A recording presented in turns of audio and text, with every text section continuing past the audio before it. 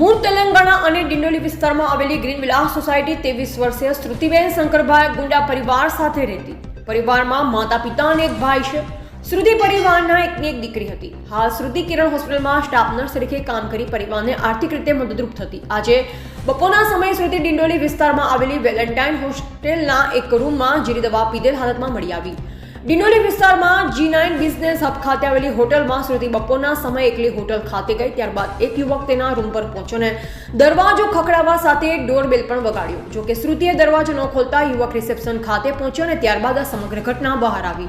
શ્રુતિ રૂમની અંદર બેભાન હાલતમાં મળી આવી. ત્યારબાદ 108માં શ્રુતિને સિવિલ હોસ્પિટલ ખસેડવામાં આવી, જ્યાં તેને મૃત જાહેર કરવામાં આવી હતી.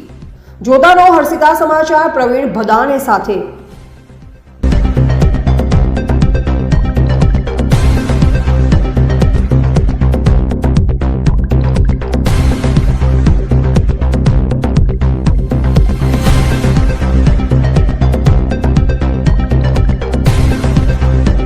गणेश ભાઈ ક્યાં રહેવાનું? पर्वत गांव। पर्वत गांव। શું ઘટના બની હતી બેન સાથે? अब पता नहीं मुझे भी उतना। बेन का नाम क्या है? श्रुति। श्रुति। उम्र 23 साल। ये क्या काम, कुछ शादीशुदा थी क्या? नहीं, शादी नहीं हुआ। नहीं हुआ। ये बेन को कौन सी जगह पे इंजेक्शन लिया था, कुछ पता है? होटल में। ये इंजेक्शन बताओ ये मुझे बताओ। ये इंजेक्शन लिया? हाँ।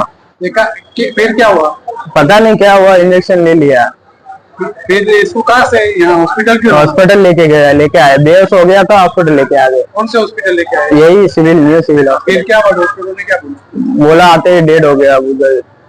अब क्या कहना चाहते हो कि इंजेक्शन की वजह से? इंजेक्शन से वजह से हुआ।